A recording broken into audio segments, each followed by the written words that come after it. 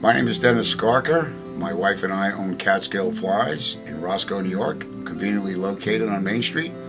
We can be reached at the web at catskillflies.com, also by phone at 607 498 6146.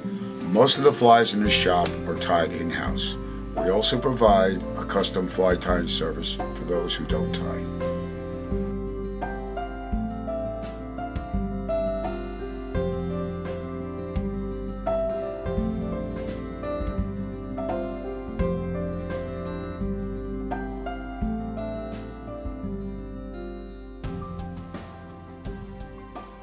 I'm going to tie an orange soft tackle. This fly probably goes back to the 15th century, 16th century. This is one of the earliest flies out there. So in the vise, we've got a size 12 wet fly hook. And we're going to use today Pearsall Silk. This is in orange. Pearsall Silk is no longer made. And the price asked for it is rather high. So if you don't have the Pearsall Silk, you can use 6.0 orange silk. All right, here we go. I'm going to start just about how I started before. And we're going to run this thread right down, the silk right down. Leave the thread here. It's easier to guide it if you do that. So traditionally, this fly is going to end right about there.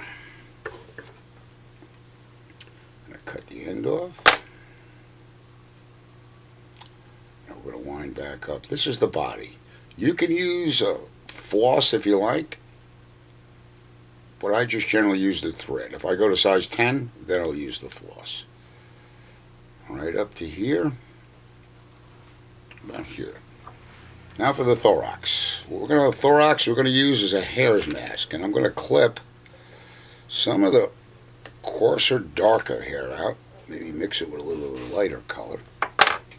And you can just kind of, if you're doing a whole lot of these, you can put it in a coffee grinder. This is what I normally do. And if you're just doing a few, you can pick a little bit of hair off. And just about like that. Okay. I want to use my thread wax on this because this hare's mask is rather coarse. Okay. A little bit of dubbing here. A little hare's mask. Wrap this bad boy in. A little too much, I think. There we go. This is more like it. Don't put this on heavy like a dry fly. Let it bug. This is going to show movement to the fly. And on this fly, it's basically hackle. A little bit of fur. Alright. Now we're going to use a partridge feather on this. I happen to like the darker hackle for the orange soft tackle. But I'm sure you could use the light one if that's what you have. I'm going to try to find a feather here that'll fit the mold. And here we go. Alright. I'm going to strip off some of this lower end, so we're about like this. And what we want on this is the feather to reach the end of the fly, or come close to it. It's not timed like a regular wet fly where the hackle only goes to the point of the hook. I'm going to use a full feather. If I was tying this in 16 or 18, I'd strip one side off, but on this one, I'm going to use a full feather. What I'm going to do is I'm going to tie it in by the tip, not the butt. It's a little easier if you tie it in by the tip. About like this. Tie it down. It's really important on the silk that you don't use extra wraps because this is about 5/0 thread. Clip this off. There we go. And take the hackle pliers. It's a lot easier this way because you're grabbing onto the stem, not the tip. And just take about a wrap and a half. Don't worry about how they fly all over the place. It's not going to be a problem. There we go. I'm going to come around, tie this down.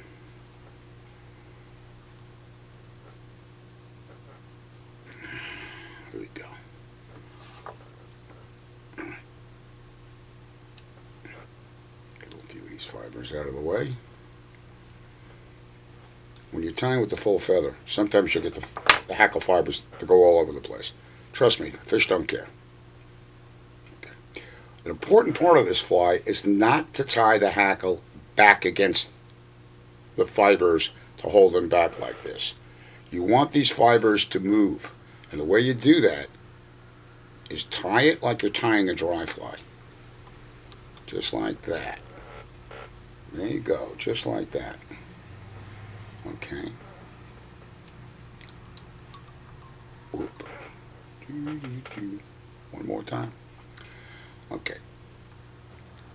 Tie one here and one here. And there we go. A point on this fly is that during caddis hatches or egg-laying flights, the soft tackle is a far better choice than a dry fly. And if you're a West Branch of the Delaware fisherman, this fly in 14 and 16 during the summer months is going to be highly productive for you. And there you go, orange soft tackle. I'm Dennis Garker. Thanks for watching, and I hope I see you on the river.